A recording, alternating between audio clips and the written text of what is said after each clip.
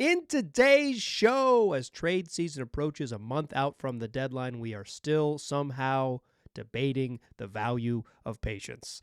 Welcome to Locked On Blazers. Let's get into it.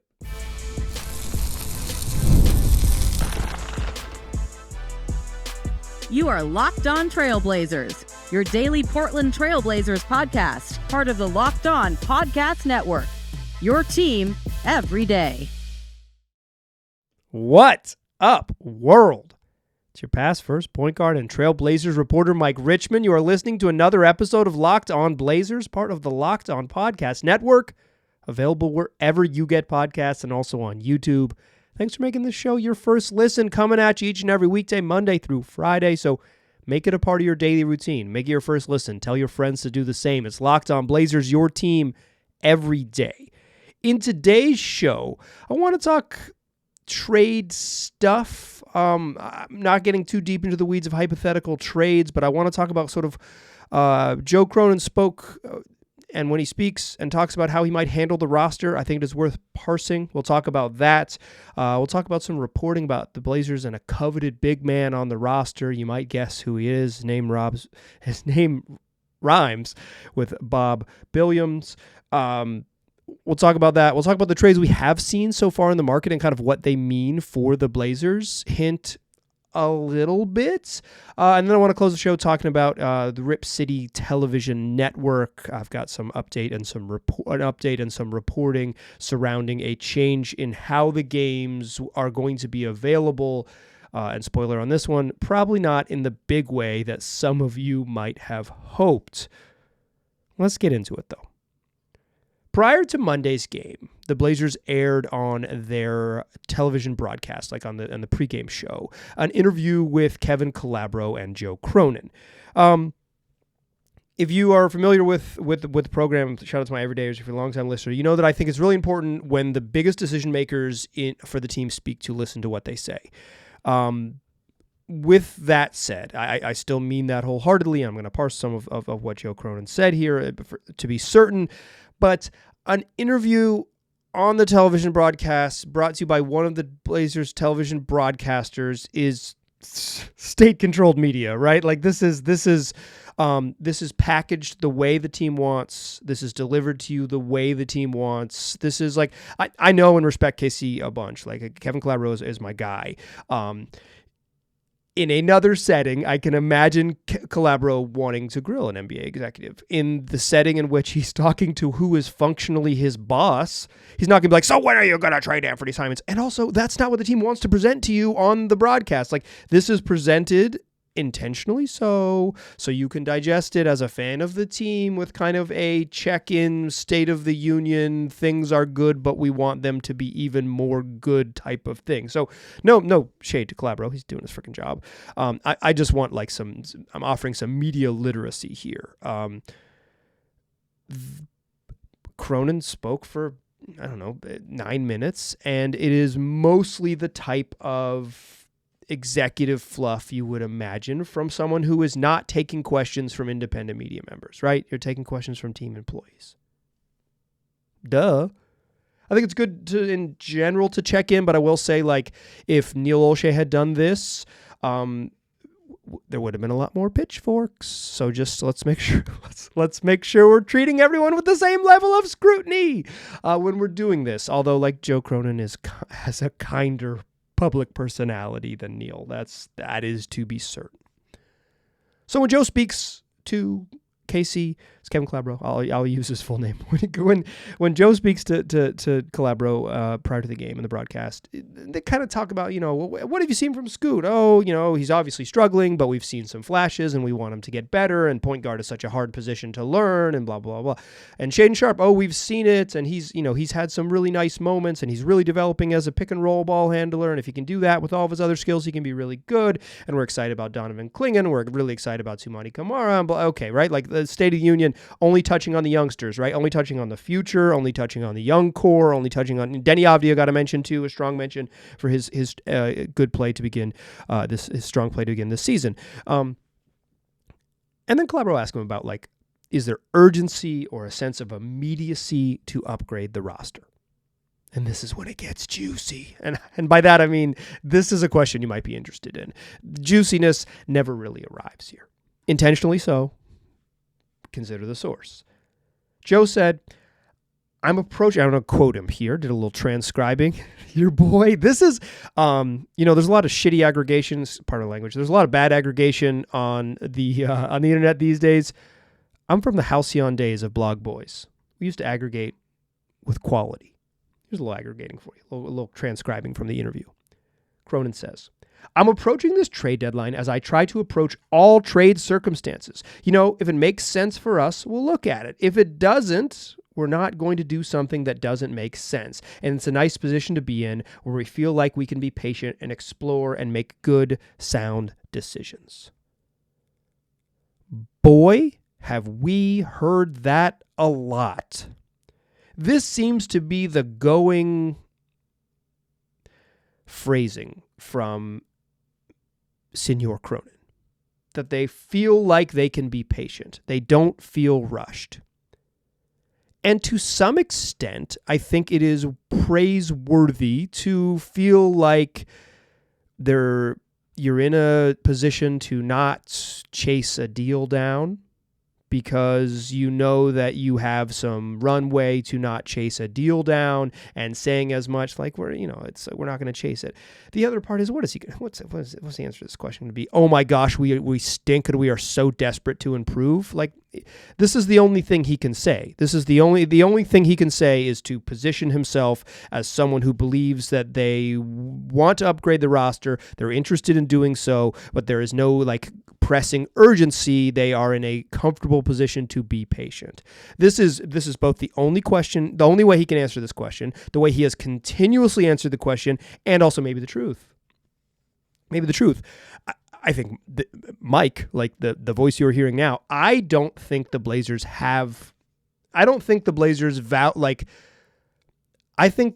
the amount of patience they are afforded is running thin. Not because I'm doing any real reporting. I just can't imagine that if you were to not make moves at this trade deadline, make a couple moves in the summertime, make another lottery pick and run it back and suck again next year, that would be the type of thing that would go over well with the folks who sign the checks. There is a certain point when you have to have proof of concept in some way or fashion. And perhaps that proof of concept happens between now and the end of the season when Shaedon Sharpe proves that he is franchise level good, right? Like he really takes off the second half of the season and it becomes incredibly clear. And then it feels very different, right? That's certainly one of the options that could, for how this could go down. But I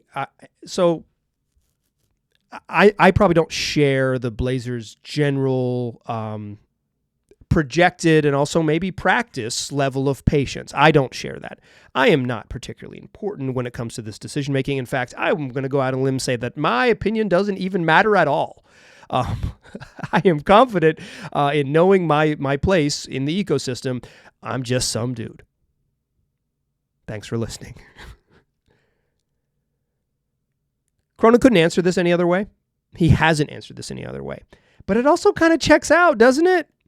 Other than one fateful press conference when Joe Cronin lied to us and said that the Blazers were extremely anxious to push all their chips in, and in hindsight that was clearly just a crock of BS, and he has been very, very, very, very cautious since the last Damian Lillard end of season, that was the trade deadline of Damian Lillard's final season when Cronin said, we didn't get it done, but we're anxious to push our chips in, and when we do, it's going to feel like overpay. He never had any intention of that. There is no evidence that suggests that the Blazers were ever interested in that in any way, shape, or form. What they were interested in doing is what they've done, and that is push this rebuild forward.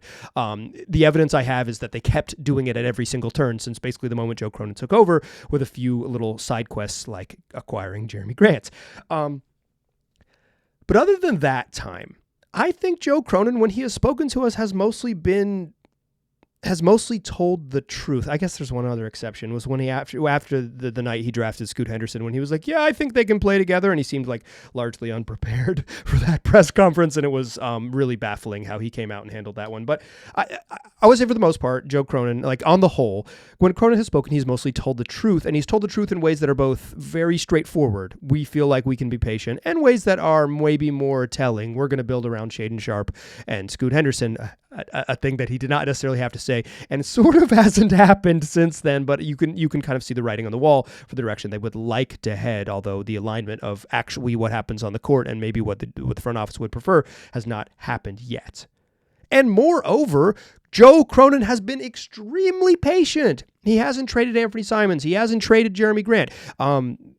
Maybe he flirted with trading Jeremy Grant to the Lakers, but in earnest, there's been like, that is probably the only real trade conversations that we've seen get out. Simons, I don't think they've ever in any meaningful way explored trading Anthony Simons. I don't think they can trade DeAndre Ayton, so that's why you don't hear about it. For the most part, Cronin has been a cycle or two behind what I would consider my preferences, or my anxiety is maybe the way to put it, in terms of making moves. And it hasn't always paid off. I don't think you can paint the Malcolm Brogdon patience as paying off. They turned Malcolm Brogdon into salary filler. They didn't turn him into value. They didn't wait it out and get more value for Malcolm Brogdon. They happened to trade him for Deni Avdija. It turns out to be a pretty good basketball player. But the thing they traded Deni Avdija for is 2 first-round picks. Malcolm Brogdon was just money to make it work, right? That money could have been any number of things. It could have been Matisse Thybulle for one of them. I just don't buy it. I don't buy that patience actually paid off there. But it has been very clearly their approach. And to wit, there is some reporting that suggests that might still be their approach. Let's talk about it in the second segment. Some reporting from Jake Fisher of the Steinline that suggests that the Blazers have one of the most coveted big men on the trade market, and they don't really want to trade him. That's what we'll talk about in the second segment. Join me there, won't ya? First, I want to tell you that today's show is brought to you by Game Time. Maybe you love going to live events, sports, music, theater, comedy, what have you. And one of your resolutions for the 2025 is that you want to get out there and make more memories at these live events. Well, why not use the Game Time app to make it even easier to get tickets to whatever you're trying to see with their new feature, Game Time Picks. This feature filters out all the fluff to show you incredible deals on great seats, so you don't have to waste time searching through thousands of tickets. It's super simple. How it works is you search for exactly what you want to go to, you bring up the venue on your phone, and then you'll see the little Game Time Picks all over the venue with their little icon, and you can find amazing deals. You can check out the view from your seat before buying. Plus, with the app's all-in pricing features, you can show the total cost up front, so there's no surprise fees when you get to checkout. Take the guesswork out of buying tickets with Game Time. Download the Game Time app, create an account, and use the code LOCKEDONNBA for $20 off your first purchase. Terms apply. Again, create an account and use the redemption code LOCKEDONNBA for $20 off. Download Game Time today. What time is it? Game time. All right. So, Joe Cronin has preached patience a bunch. For the most part, he has practiced that patience. And when he tells Kevin Calabro that they feel like they can be patient, I am apt to trust him a little bit. Not fully. This is not 100% trust. I am not. If it was one of those team building exercises and we were doing a trust fall and I look back and I saw Joe Cronin, I'd be like, you know what, I'm at least go third. I'm not going to be the first one to do it, but I'll probably go third. I'll probably pretty comfortably go third because I think I trust that he means this when he says it, at least enough. And part of that is because that's how he has practiced patience at every turn, even to my increasing insanity. And again, my insanity truly couldn't matter any less. But according to a report from Jake Fisher of the Steinline, this came out weeks ago, December 19th. This was in my inbox. I haven't shared it with you because I think just pushing every single sliver of trade slop is maybe a little bit much, and they've played some basketball games. But if you subscribe to the Steinline, a Substack, you'll get some good reporting in your inbox as well. They're not affiliated with the show. That's just some advice. And in that piece, kind of buried in the middle. It mentions that Portland, quote, and I'm quoting here again from the Halcyon Days of Good Aggregation, Portland's Robert Williams III stands as perhaps the most coveted center on this season's trade market. That is, if it's not Jonas Valanciunas in Washington, it might be Portland's Robert Williams III. Those are the two big names folks imagine getting traded. Who would have guessed that veteran centers on relatively cheap deals who are productive to some extent and play for teams that are bound for the lottery and committed to losing games down the stretch would be both the most available and the most coveted. It is affordable, somewhat productive, and on a team motivated to deal. Here's the problem. How motivated to deal are the Blazers? Fisher continues, and so will I here. Quoting again, sources say that the Blazers, however, aren't eager to part with Williams just yet. Portland has been bullish on Williams' pick-and-roll partnership with the Blazers' young guard since team officials, sources say, made acquiring Williams a priority as part of the return package for Drew Holiday before the start of last season. Fisher goes on to say that if there is any movement in Portland's crowded front court, it is not expected to come until much closer to the February 6th deadline. Patience can be February 6th. Just get it done. 11:59 at on February 6th, get it done. The Blazers failing to be active in this trade market might be in some ways out of their hands, right? By waiting as long as they have, I think the climate of the trade market may have changed on the new CBA, wherein that it may be somewhat challenging to make a lot of big money deals. And when you're trying to trade Jeremy Grant, making north of $30 million, or DeAndre Ayton, I don't think they can or will really attempt to trade him, making $35 million. Anthony Simons making $25 million. You just need more teams to play ball. And because if you take back $1 more than you send out, you get hard caps at the first apron. There are more teams that would have to look at deals and have to say, is this worth it? This is going to slightly, this might be the only deal we can make, or order of operations, we can't do it. Or if we make another deal, this deal's off the table. There's just more hurdles to clear than there were under the new most oppressive CBA in NBA history. I'm very curious to see how the trade deadline goes, but I think this Rob Williams, all the reporting around this Rob Williams stuff kind of checks out with everything we know about Joe Cronin, right? He has prioritized players over picks in most of his deals. He's even been as comfortable sending out first-round picks in exchange for Denny Avdia over the summer. He has prioritized players over picks. And if you look at what he got back in the Damian Lillard trade, he prioritized players under contract for multiple seasons, not expiring contracts. That was not a big thing that he wanted. Players under contract for multiple years. Brogdon was, Rob Williams was, DeAndre Ayton was, obviously Toumani Camara was. He has, during the sort of most aggressive portion of the teardown, he has prioritized Denny Avdia under contract for 4 years when he acquired him, players under team control. Over picks, over expiring salary, that has been Joe Cronin's MO. So if you of course they wanted to acquire Rob Williams because they probably valued him as a basketball player to some extent. Why, when you have DeAndre Ayton in tow, you would immediately prioritize another young veteran center for a team that was going to actively lose so aggressively? That's another question that I will ask another day. But I think that has been their MO, and their unwillingness to maybe, or not unwillingness, their reported lack of eagerness to move Rob Williams speaks to who they've been. This is a team that that is kind of caught in between worlds, whether they want to be kind of good with vets or maybe super young, but they also don't want to win too many games. They've been kind of caught in between. They're in they're in the middle of the bad teams, not good enough to compete, but not not the Jazz and the Wizards this particular season yet, although they still have opportunity to get there.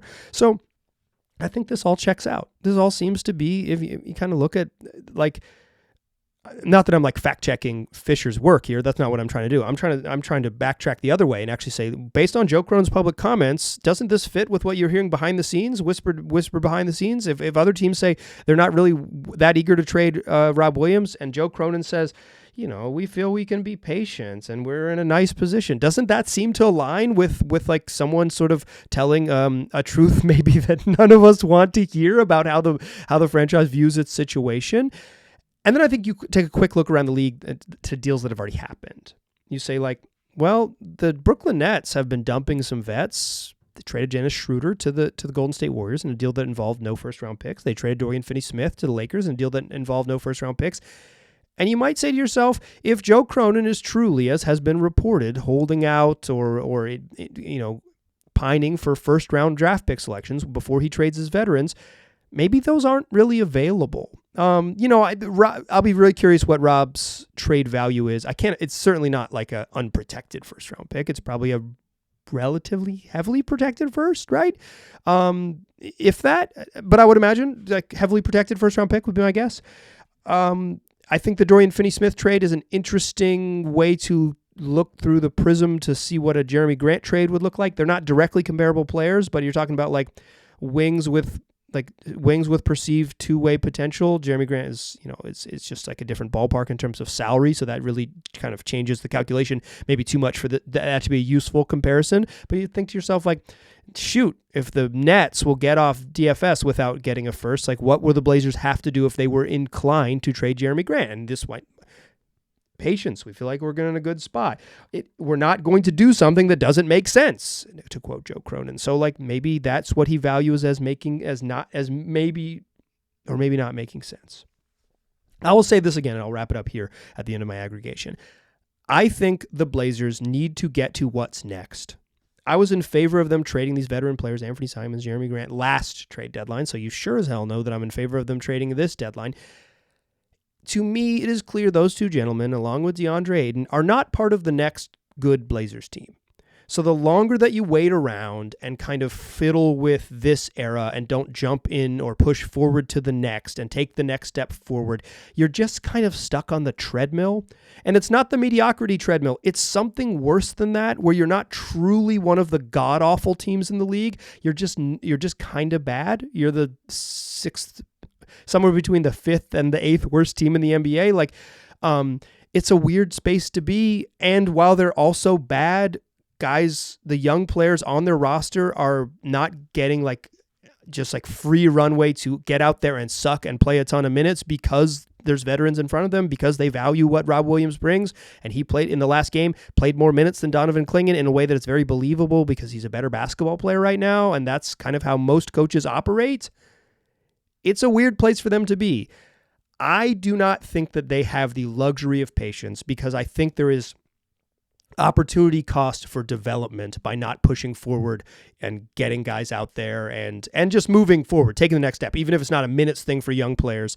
Like, even if it's a negligible difference between Scoot Henderson playing 26 minutes a night and 32 minutes a night, which debate that with your mama. But even if it's a negligible difference, the unwillingness to push forward into the next step seems to me to be a misstep. So what I'm fascinated by is, if you look at the trade market, not necessarily frothy. I think there's some skepticism over how busy it will get, but I still think there's opportunities to make deals. Like, conceivably, if the Blazers were willing to take on some kind of unappealing money, they could still do a Jeremy Grant trade to the Lakers.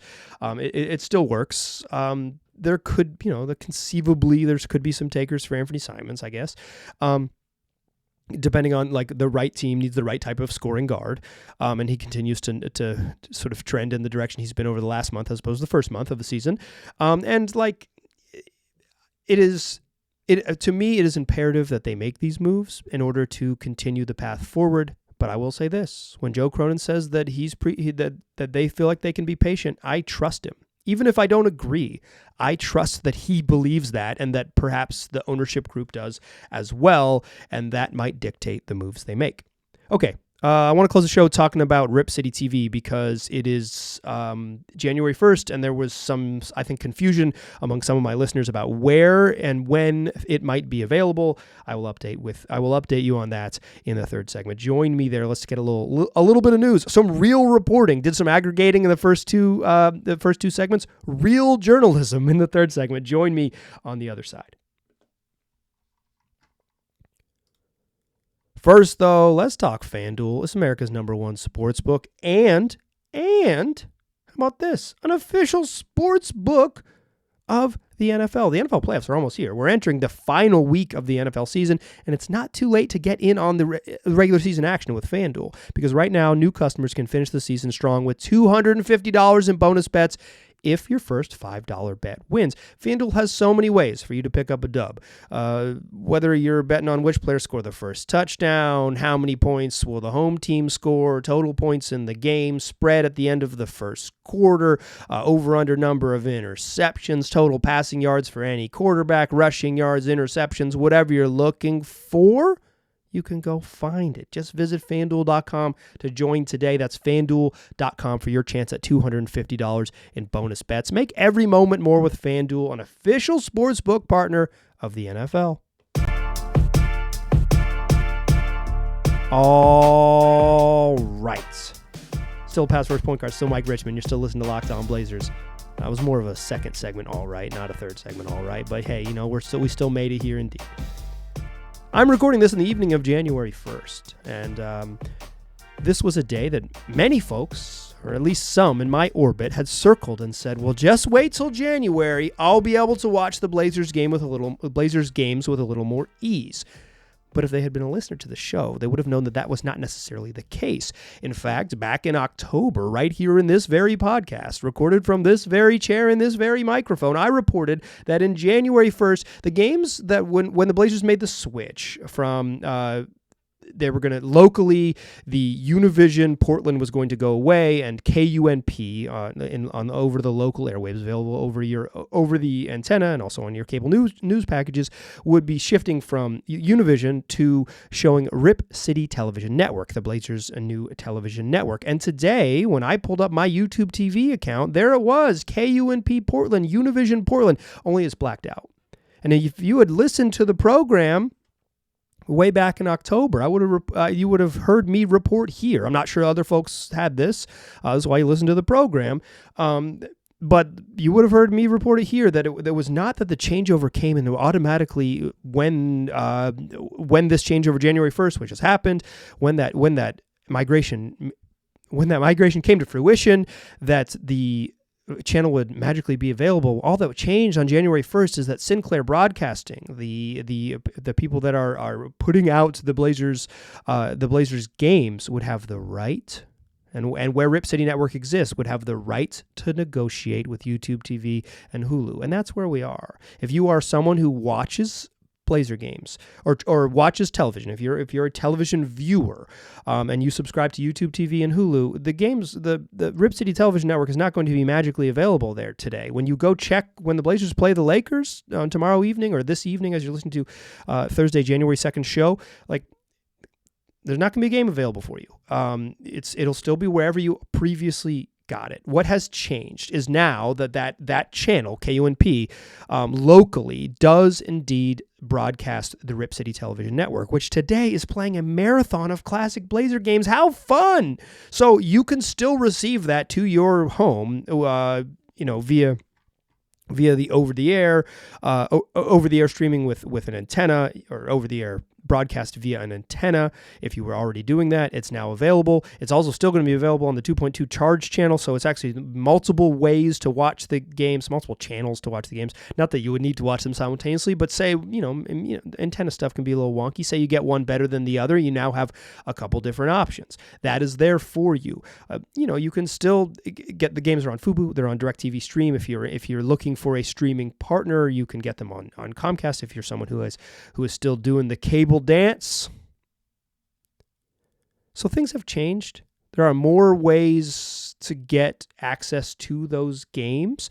But if you were looking for this to be the changeover, the only thing that has changed, as reported here on the podcast, is that on January 1st, Sinclair can now negotiate, because the changes made and this KUNP is available, can now negotiate with YouTube TV and Hulu. I can't speak to the status of those negotiations. I am certain the Blazers are encouraging Sinclair to reach an agreement, but I would say from what we know about the history of regional sports networks and regional sports programming over, say, the last 15 years, seems pretty unlikely that YouTube TV would agree or Hulu would agree to carry those channels. There's certainly probably some bigger picture stuff that I am not privy to or even like smart enough to grok, but like it seems unlikely that it will ever be available on the big streamers, at least in the immediate term. I cannot imagine that is a thing that gets resolved quickly, considering how every single television negotiation for sports in the last, again, 15 years has gone. These things drag out. Ask freaking Nuggets fans how long those types of things can drag out. Closing in on a decade, while the best player in the history of the franchise plies his trade in downtown Denver. Maybe the edge of downtown Pepsi, or what it's called, Ball Arena is kind of like the edge of, it's close to downtown, next to downtown. And then, much like the Moda Center, very, very close, downtown adjacent, centrally located arena. So I think this is like, if you're watching the game on Blazer Vision, if you're watching the game with an antenna, if you're watching the game on your Comcast cable in your house, still available to you. If you were hoping that it would be on YouTube TV and Hulu, magically not going to be available.